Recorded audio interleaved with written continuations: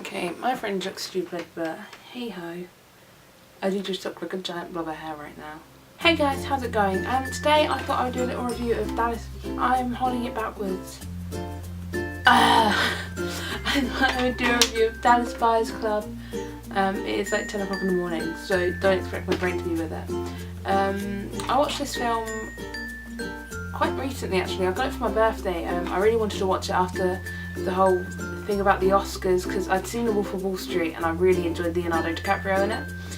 Like I do in most films because it's Leonardo DiCaprio, but we won't go there. And I thought his performance was absolutely flawless. So I was really intrigued to see what Matthew McConaughey did in Dallas Buyers Club to top that.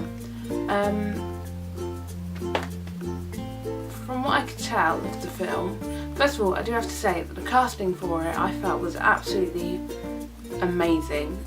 All of the people who were casted could really do the characters justice as far as the character let them. And I mean that in the sense of, when watching this film, I did realise that anyone who wasn't Matthew McConaughey or Jared Leto had a character without much depth. Like, we learnt so much about these two characters, and then there'll just be other characters added in for the sake of it, which we didn't know much about. For example, I think Matthew McConaughey's character, he had a friend who was homophobic, and throughout the whole film he was just known as homophobic friend. So, and that's how me and Luke discuss him. Luke's my boyfriend.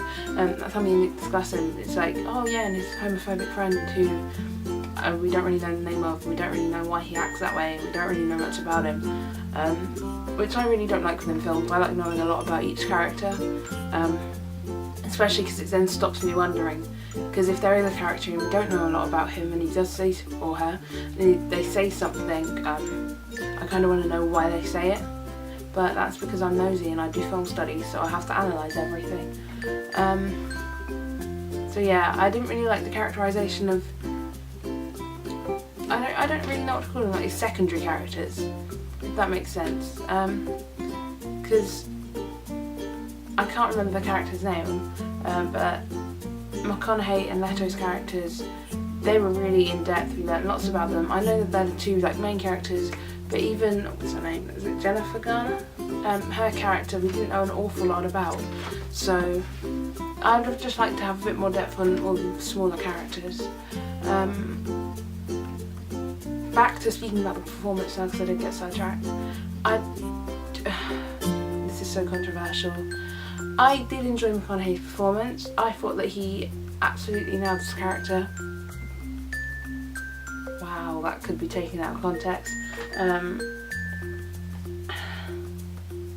Like, I can't deny the fact that he was amazing. However, I do still prefer Leonardo DiCaprio's performance of The Wolf of Wall Street, and I do kind of still feel that DiCaprio deserved the Oscar. I'm not saying McConaughey was bad, it would have been a very close call between the two, but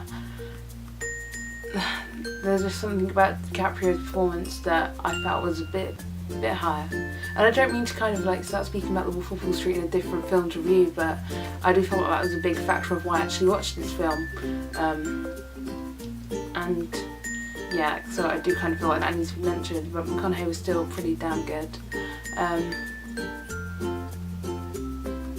Jared Leto, I'm going to try and push all my feelings towards him and 30 Seconds to Mars aside, because I do absolutely love them, but you can't accuse me of being biased here, because I thought he was absolutely perfect. Like, they should just do a film about him and he should win an Oscar, because to be honest, like, back to the Oscars, I think he, I know he won one for Best Supporting Actor, but I think he was then better than all the lead actors within the films put together. His performance was absolutely faultless.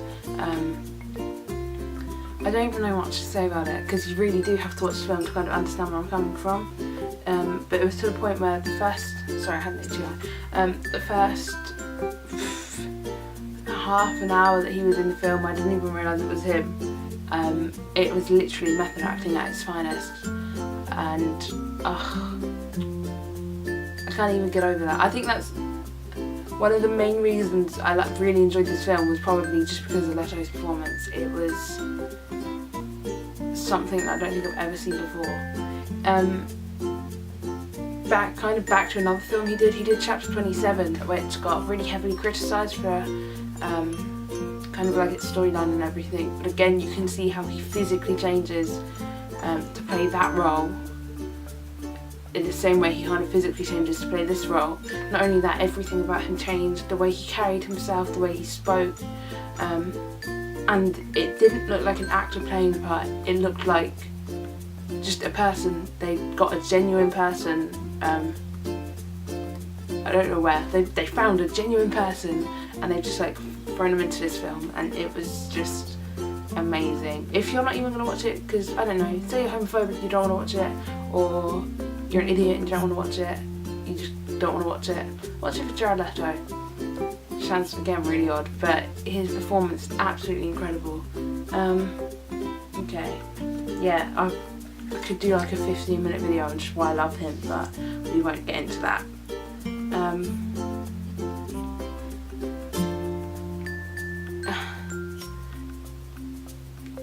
Kind of why I'm speaking about the characters so much is because I don't really know how to review the plot for this,